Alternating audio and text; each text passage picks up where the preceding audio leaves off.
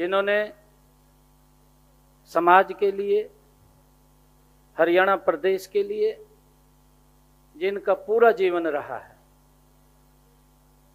उन्होंने जहां भी समाज के हित की बात आई है, आगे आकर के चौधरी ओम प्रकाश जी चौटाला उसमें अपना योगदान देने का काम और लोगों तक लाभ पहुंचाने का काम उन्होंने किया है।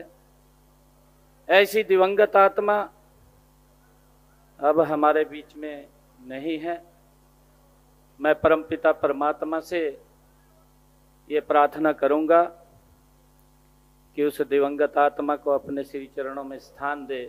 उनका निधन एक तरीके से राजनीतिक क्षेत्र में एक युग का अंत है। मुझे उनके साथ राजनीतिक तौर पर काम करने का कई बार अवसर मिला। बहुत जिंदा दिल इंसान थे और हरियाणा के वरिष्ठतम नेताओं में से थे। जब मैं जिंदा दिली की बात कहता हूं तो बेबाक होकर लोगों की आवाज को उठाना उनके रगों में बसा हुआ था।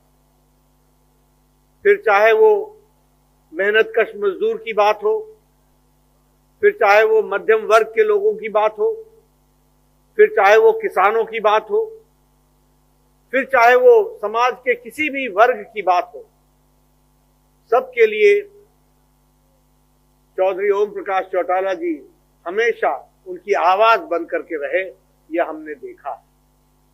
ओम प्रकाश जी ने हरियाणा के हितों के बारे में एनसीआर के राज्यों में बहुत ही जो है अग्रणी भूमिका निभाई है।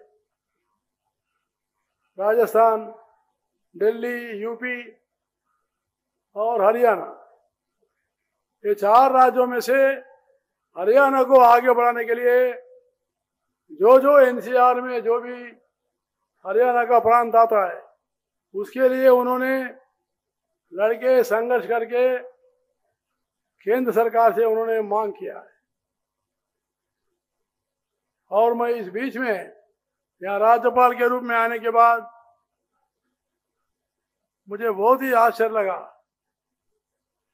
हमारे रणजीत सिंह चौटाला जी के उनके जो है बंधुओं का जो विवाह में मुझे जाने का मौका मिला, वहां पर मैं ओम प्रकाश जी को मिला था। मुझे बहुत ही आनंद हुआ था। आज मैं भारी दिल और गहरे शोक के साथ आप सबके सामने खड़ा हूं। दुनिया का सबसे बड़ा दुख तब होता है जब सिर से पिता का हाथ उठ जाता है, और वह ताकतवर हाथ तो था जिसने मुझे बचपन में उंगली पकड़ के चलना सिखाया, सही गलत राहों का अंतर बताया, राजनीतिक गलियारों में सीना तान कर खड़ा होना सिखाया।